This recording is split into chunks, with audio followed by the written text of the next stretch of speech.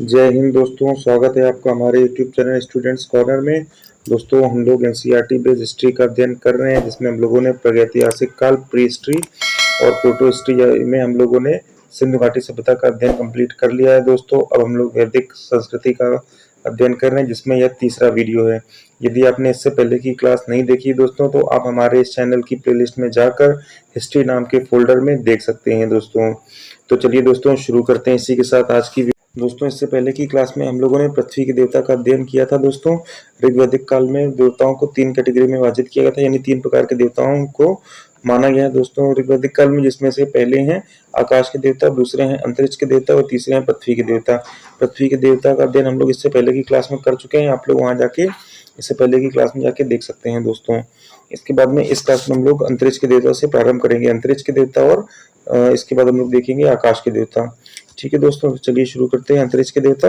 अंतरिक्ष के देवता जो थे, उनमें से प्रथम देवता, जो प्रमुख देवता है, वह है इंद्र देवता, या युद्ध के देवता भी कहे जाते हैं दोस्तों। यह आर्यों के देवता के सबसे प्रिय देवता हैं दोस्तों। इन्हें पुरंदर के नाम से भी संबोधित किया जाता है, जिसका अर्थ होता है किला तोड़ने वाला। इनकी तुलना जो है ईरान के देवता बुरजस व यूनान के देवता ज्यूस से की जाती है दोस्तों।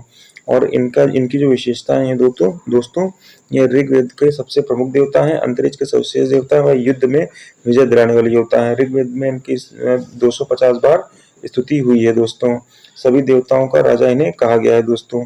मेघों को रोककर जल की वर्षा भी करने वाले देवता इन्हें कहा गया है दोस्तों। इसी प्रकार से नेक्स्ट देवता है दोस्तों मरुत। मरुत तूफान के देवता हैं दोस्तों। दैत्यों के विनाश में इंद्र की सहायता करते हैं दोस्तों। अगले हमारे दोस्तों देवता हैं रुद्र देवता, जिन्हें पशुओं का देवता भी कहा जाता है दोस्तों। शिव का प्रारंभिक कल भी इन्हें कहा जा सकता है दोस्तों। मंगलकारी व न मंगलकारी दोनों के रूप में इन्हें देखा जा सकता है। अति क्रोधी स्वभाव के हैं दोस्तों। मारुत व अश्विन के पिता हैं। औषधि व चिकित्सा के संरक्षक हैं। इसके बाद में अथर्ववेद में भूपति, नीलोदर, लिकंठा के नाम से इन्हें संबोधित किया गया है। नेक्स्ट देवता है दोस्तों पर्जन्य। वर्षा के देवता है ये, जल वर्षा और नदी के देवता इन्हें कहा जाता है दोस्तों। इसके बाद में दोस्तों ये थे हमारे अंतरिक्ष के देवता। इसके बाद में एक अन्य बिंदु है दोस्तों महत्वपूर्ण। ऋग्वेद के 10वें मंडल में पशु सूक्त में 4 वर्णों का वर्णन किया गया है दोस्तों। ये किया गया है, याद रखेंगे। ऋग्वेद के 10वें मंडल में पुरुषोक्त सूत्र में 4 वर्णों का वर्णन किया गया है, जिसमें से चारों वर्णन कौन कौन से हैं? ब्राह्मण, क्षत्रिय, वैश्य व शूद्र। ठीक है दोस्तों, इसमें जो इनकी उत्पत्ति वह ब्रह्मा के से बताई गई है दोस्तों। ब्रह्मा के मुख से ब्राह्मण की उत्पत्ति है, भुजा से क्षत्रिय की उत्पत्ति, जंघा से वैश्य की उत्पत्ति व पैर से शूद्र जन्मा हुआ माना गया है दोस्तों, इस सूक्त के अनुसार। ठीक है दोस्तों, इसी प्रकार से जो वर्ण व्यवस्था थी वह इसी आधार पर आधारित थी दोस्तों। जैसे धार्मिक और शासक वर्ग था, यानी ब्राह्मण और क्षत्रिय वर्ग, यह आर्य माना गया है दोस्तों। और वैश्य जो है दोस्तों कृषि कार्य के लिए माने गए हैं। शूद्र जो है गैर आर्य यानी सेवा कार्य के लिए इन्हें माना गया है दोस्तों। यह पैर से उत्पत्तित माने गए हैं। ठीक है दोस्तों, यह इस मंडल में दिया गया है। इसके बाद में दोस्तों नेक्स्ट बिंदु है आकाश के देवता। आकाश के प्रथम देवता हैं दोस्तों ग्रह या ग्रह, जिन्हें आकाश की संज्ञा दी गई है। यह स्वर्ण का देवता भी इन्हें कहा गया है। सृजन का देवता इनका कार्य क्षेत्र है दोस्तों। इनकी विशेषताएं हैं, ऋग्वैदिक काल देवताओं में सबसे प्राचीन देवता है। आर्यों ने इन्हें ही जगत का पिता कहा है दोस्तों। ध्रुव को यूनान में ज्यूस के रूप में तथा रोम में जुपिटर के रूप में माना जाता है दोस्तों। नेक्स्ट देवता है दोस्तों सूर्य देवता, जिनके पिता जो है वो घौर है, वो माता अदिति है। ये ताज के देवता हैं, तेज के देवता हैं दोस्तों। और आकाश के सर्वश्रेष्ठ देवता है दोस्तों। सूर्य को देवों का मुख तथा चराचर एवं आत्माओं एवं संरक्षक के रूप में माना जाता है दोस्तों। गौ मित्र वरुण की को आंख कहा गया है दोस्तों। समित्र व मित्र पूषण विष्णु के रूप में देखा गया है दोस्तों। नेक्स्ट है वरुण। वरुण देवता देवताओं के देवता इन्हें कहा गया है दोस्तों। इन्हें जल का देवता भी कहा गया है। ऋग्वेद में 30 बार उल्लेख है इनका। वरुण को असुर कहा गया है दोस्तों। नेक्स्ट बिंदु है दोस्तों सत्य का प्रतीक व न्यायी इन्हें कहा गया है। ऋतु परिवर्तन व दिन रात के कर्ता धर्ता इन्हें ही माना गया है दोस्तों। उषा। उषा नेक्स्ट देवता है दोस्तों। उषा प्रगति व उत्थान की देवी ने कहा गया है। और सूर्योदय के पूर्व की रमणीय बेला उषा काल की देवी कही जाती है दोस्तों। आर्यों ने देवी के रूप में स्थापित किया है इन्हें। नेक्स्ट है दोस्तों अश्विन देवता। ये चिकित्सा के देवता है दोस्तों। देवता व देवों के कुशल चिकित्सक इन्हें नरासत्य कहा गया है दोस्तों। नेक्स्ट है दोस्तों मित्र। यह प्रकाश के देवता हैं और उदित होते समय सूर्य को मित्र देवता की संज्ञा दी जाती है दोस्तों। इस प्रकार नेक्स्ट देवता है दोस्तों सविता। सविता अमृत के देवता हैं। जब सूर्य पूरी तरह से उदित हो जाता है तो उसे सविता कहा गया है दोस्तों। नेक्स्ट देवता है पूषण। पशुओं वनस्पतियों व शूद्रों के देवता हैं ये। पूषण की पूजा सूर्य की पोशाक और उत्पादक शक्ति के रूप में की जाती है दोस्तों। नेक्स्ट है विष्णु देवता। यह विश्व के संरक्षक व पालन करता है दोस्तों। आकाश में स्थिर करता है दोस्तों यह। नेक्स्ट दोस्तों है देवी है दोस्तों अदिति। यह सर्वभौम भावना वाली देवी है दोस्तों। यह आर्यों की देवी कही जाती हैं। और इसके बाद में हम लोगों ने यह देखा है दोस्तों आकाश के देवता। नेक्स्ट बिंदु है दोस्तों हमारा अर्थव्यवस्था। हमें ऋग्वैदिक काल की अर्थव्यवस्था पर अध्ययन करना होगा दोस्तों। इसमें से हम लोगों का ऋग्वैदिक कार्य लोग पशुपालक थे। प्राचीन वैदिक कार्य लोग पशुपालक थे दोस्तों। पशुपालन इनका मुख्य व्यवसाय था। यह दूध मांस चमड़ा प्राप्त करने के लिए गाय भैंस भेड़ बकरियां और घोड़े पालते थे। ऋग्वेद में मिले साहित्यिक साक्ष्य के विश्लेषण से अनेक साक्ष्य में मिलते हैं दोस्तों। गौ शब्द में अनेक शब्दों का उद्भव हुआ है जिसका अर्थ गाय है दोस्तों। जैसे धनी व्यक्ति को गोमत कहा गया है। बेटी को दुहित्री जिसका अर्थ है दूध को धोती है वाली या दूध को धोने वाली के अर्थ में दुहित्री बेटी को कहा गया है दोस्तों। गवेषणा शब्द का अर्थ है गायों की खोज करना, परंतु इसका शब्द लड़ाई भी है दोस्तों, क्योंकि पशुओं के कारण अनेक लड़ाइयां भी लड़ी गई हैं दोस्तों। ऋग्वैदिक काल में गाय एक महत्वपूर्ण जानवर हुआ करती थी जिसे माता का दर्जा प्राप्त था दोस्तों। और इसके खो जाने पर इसके लिए लोग लड़ाइयां भी कर लेते थे। इस प्रकार ने गवेषणा के अर्थ में गाय की खोज करने वाला या लड़ाइयों के अर्थ में भी यह शब्द प्रयोग होता रहा दोस्तों। इसके बाद में नेक्स्ट है उत्तर वैदिक काल में आए परिवर्तन। यह भी एक महत्वपूर्ण बिंदु है दोस्तों। उत्तर वैदिक काल में वैदिक काल से कैसे परिवर्तन आए इस पर भी हमें चर्चा करनी होगी। उत्तर वैदिक काल में कृषि लोगों का मुख्य व्यवसाय बन गया था। जैसा कि ऋग वैदिक काल में पशुपालन था व्यवसाय, उसी प्रकार से उत्तर वैदिक काल में कृषि जो था वो मुख्य व्यवसाय हो गया था दोस्तों। खेती की प्रक्रिया शुरू करने के लिए अनेक धार्मिक अनुष्ठान प्रारंभ किए गए थे दोस्तों। इनमें से यह भी कहा गया कि हल चलाने के लिए 8 से 6 जोड़े बैल जोते जाते थे। भैंस को खेती के उद्देश्य घरों में पाला जाता था दोस्तों। इसके बाद में नेक्स्ट पॉइंट है दोस्तों दलदली भूमि में हल चलाने के लिए यह पशु बहुत ही उपयोगी था। इंद्र देवता को इस काम में नया उपनाम कृषि देवता के भी दिया गया दोस्तों। ठीक है, इंद्र देवता को उत्तर वैदिक काल में कृषि देवता भी कहा जाने लगा दोस्तों। इसका तात्पर्य यह है उत्तर वैदिक काल में आर्य सभ्यता का विस्तार एक प्रमुख तत्व 1000 ईसा पूर्व के आसपास लोहे का प्रयोग की शुरुआत से होना भी माना जाता है दोस्तों। ऋग्वैदिक काल में लोग अयस नाम से जिस धातु का से परिचित थे वह शायद तांबा या कांसे की रही होगी। इसका हमें सटीक जानकारी नहीं है, हम लोग अनुमान ही लगा सकते हैं कि यह शब्द या तो तांबा या तो कांसे के लिए प्रयोग हुआ है दोस्तों। लेकिन उत्तर वैदिक काल में अयस के साथ श्याम और कृष्ण का प्रयोग होना यह दर्शाता है कि इसके लोहे के साथ में संबंध है दोस्तों। इसी प्रकार से पुरातात्विक साक्ष्यों से पता चलता है कि लोहे का प्रयोग 1000 ईसा पूर्व के आसपास उत्तर प्रदेश के एटा जिले में अतरंजी खेड़ा से प्रमाण मिलते हैं दोस्तों। 1000 ईसा पूर्व के आसपास सबसे प्रथम जहां पे हमें लोहे के प्रमाण मिले हैं वह एटा जिले का अतरंजी खेड़ा है दोस्तों। यह स्थान बहुत ही महत्वपूर्ण है, इसे हमें याद रखना होगा। एटा जिला के अतरंजी खेड़ा जिसे उत्तर वैदिक साहित्य का काल माना जाता है दोस्तों। यह उत्तर वैदिक काल के साहित्य में हमें यहाँ से प्रमाण प्राप्त हुए हैं लोहे के। भारत के उत्तर पूर्वी भागों में उत्तर प्रदेश के पश्चिमी भागों में अधिक वर्षा होती थी, जहाँ के बाद आर्य लोग स्थानांतरित हुए। वर्षा के परिणाम स्वरूप यह क्षेत्र घने जंगलों से भरा था, जिसकी समाप्ति ऋग्वेद के लोगों द्वारा प्रयोग किए जाने वाले तांबे व पत्थर के औजारों के अभाव में औजारों से होना संभव नहीं था। घने वर्षा वाले वनों में अच्छे ढंग से समाप्ति करने के लिए लोहे के औजार ने सहायता की थी दोस्तों। लोहे से बने औजारों के उपकरण का प्रयोग करने के प्रभावों के साक्ष्य उत्तर वैदिक काल के अंत चरण में ही ज्ञात हुए हैं दोस्तों। हमारा अगला बिंदु होगा ऋग्वैदिक काल की सामाजिक संरचना दोस्तों देखनी होगी हमें। परिवार एक विशाल समूह का हिस्सा होता था जिसे विश्व या वंश कहते थे दोस्तों। परिवार एक बड़े समूह का औसत हिस्सा होता था जिसे वंश या विश कहते थे दोस्तों। और यह परिवार है दोस्तों, कई परिवार मिलाकर के एक वंश बनता था दोस्तों। इस प्रकार की संरचना थी। और जो वंश था वो उससे भी बड़े एक सामाजिक तंत्र का हिस्सा था जिसे हम लोग जन कहते थे। और जन का मुखिया दोस्तों राजन होता था। इस प्रकार से इस समय का सामाजिक स्थिति थी। वंश के लोग परस्पर रक्त संबंधों से जुड़े होते थे दोस्तों। जो वंश के लोग थे वह परस्पर एक दूसरे से रक्त संबंध से जुड़े होते थे दोस्तों। किसी जाति के सदस्य बनने के आधार पर जाति में जन्म लेना था दोस्तों। यानी कि जाति जन्म से ही जाति निर्धारण हो जाती थी, ना कि किसी क्षेत्र विशेष में निवास करने से कोई जाति निर्धारण होता था दोस्तों। इसी तरह से भरत जाति के लोगों को भारत कहा गया दोस्तों। ठीक है दोस्तों, नेक्स्ट बिंदु है दोस्तों, इसमें किसी भी क्षेत्र में कोई भूमिका नहीं थी, क्षेत्र की कोई भूमिका नहीं थी। ऋग वैदिक समाज में बहुत ही साधारण, आमतौर पर सामंतवादी समाज रहता था दोस्तों। इसमें किसी भी प्रकार का जाति वर्गीकरण नहीं था। व्यवसाय जन्म पर आधारित नहीं था दोस्तों। परिवार के विभिन्न सदस्य अलग अलग व्यवसाय करते थे, परंतु उस काल में कुछ भिन्नताएं अवश्य थी दोस्तों। आर्यों व अनार्यों में वर्ण विभिन्नता का आधार था दोस्तों, यानी कि जो आर्य लोग थे वह गौर वर्ण के थे, जबकि गैर आर्य जो थे वो सांवले रंग के हुआ करते थे दोस्तों। अलग भाषा का प्रयोग भी करते थे गैर आर्य। अतः ऋग्वेद में आर्य वर्ण और दास वर्ण का उल्लेख मिलता है दोस्तों। यहाँ दास शब्द का प्रयोग उस समूह से है जो ऋग्वैदिक काल के लोगों से अलग थे दोस्तों, ना कि गुलाम से। ठीक है, गुलाम शब्द का जो है दास वर्ण के रूप में प्रयोग बाद में आना प्रारंभ हुआ दोस्तों।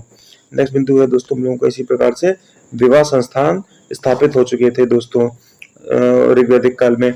जुड़वा भाई बहन यम और यमी की कहानी है दोस्तों, जिसमें यमी ने यम को विवाह के लिए प्रस्ताव रखा, परंतु यम ने स्वीकार नहीं किया दोस्तों।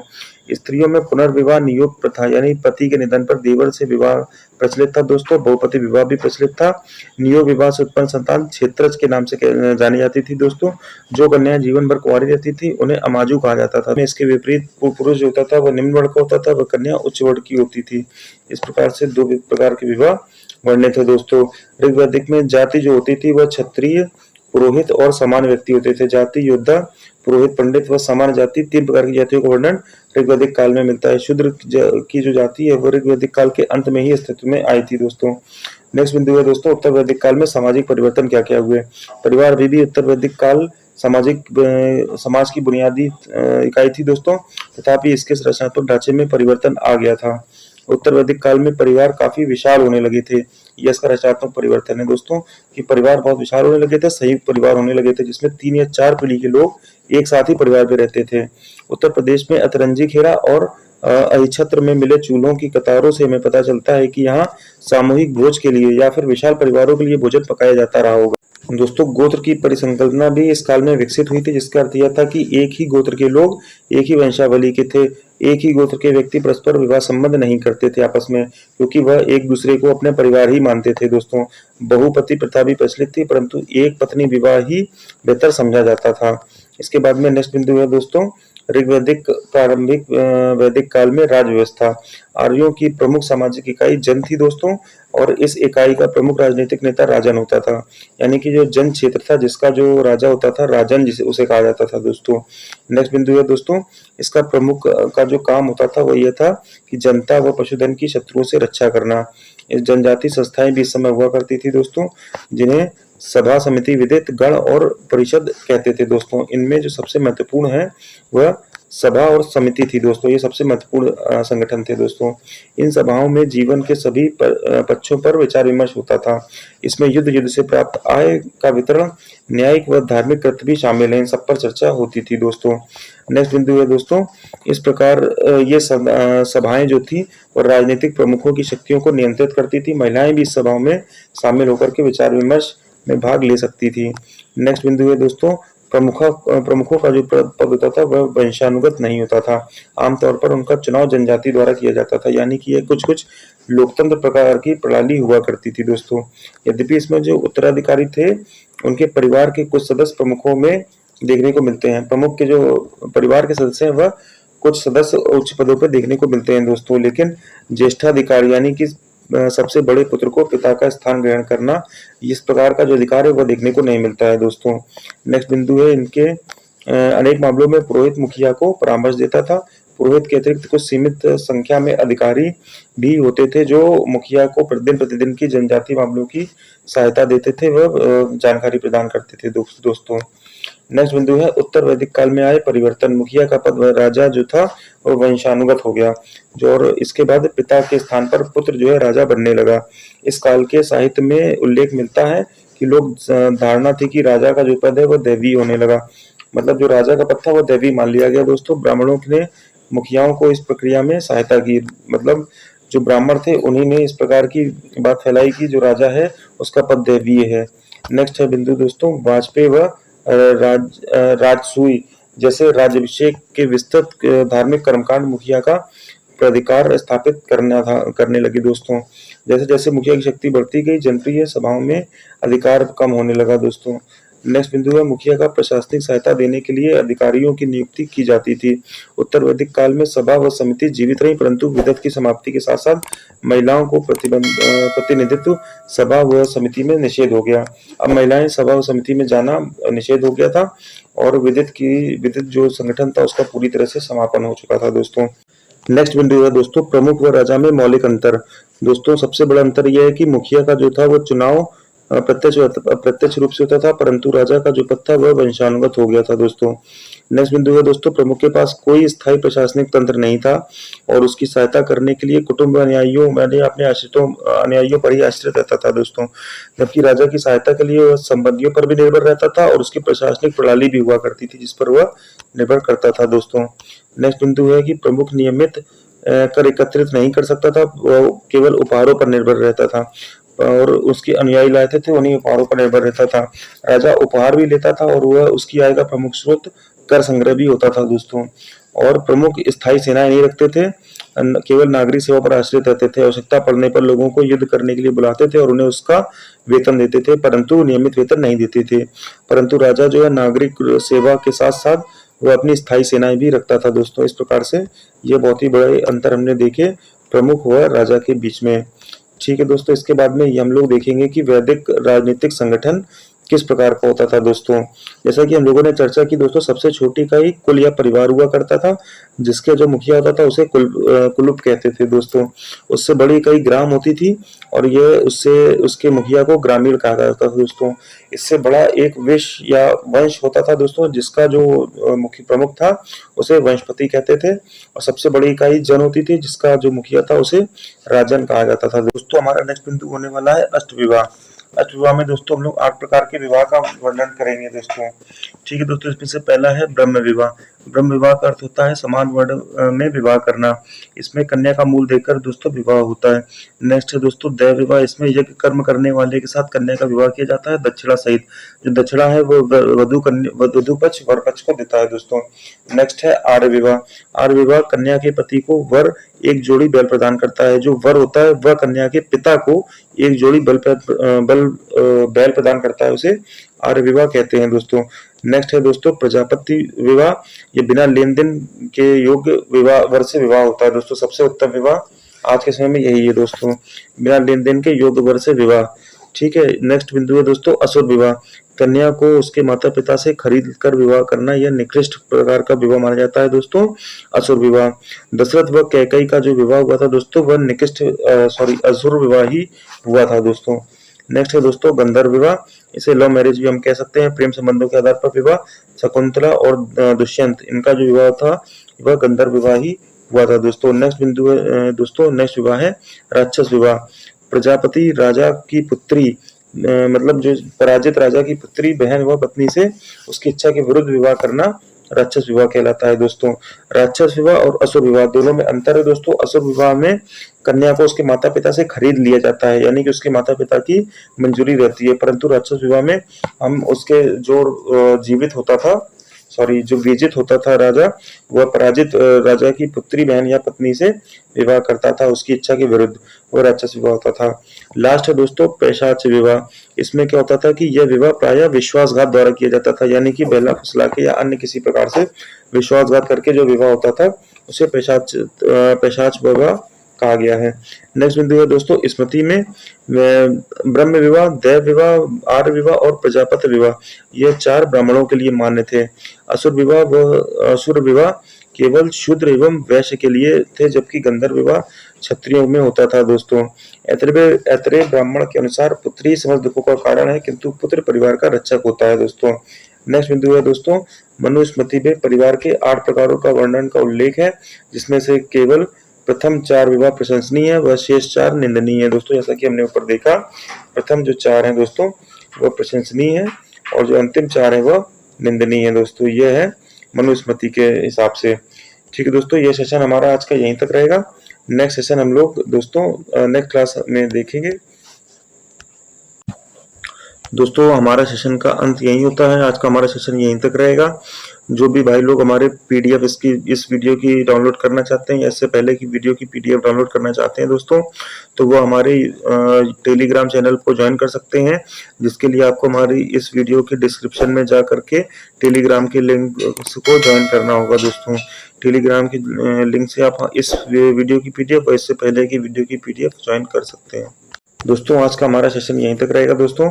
जो भी मेरे मित्रगण इस वीडियो की पीडीएफ या इससे पहले की वीडियो की पीडीएफ डाउनलोड करना चाहते हैं, वह इस वीडियो के डिस्क्रिप्शन में जा करके टेलीग्राम के लिंक पे ज्वाइन करके हमारे टेलीग्राम के चैनल से वीडियो डाउनलोड कर सकते हैं दोस्तों। ठीक है, मिलते हैं नेक्स्ट वीडियो में दोस्तों। जय हिंद।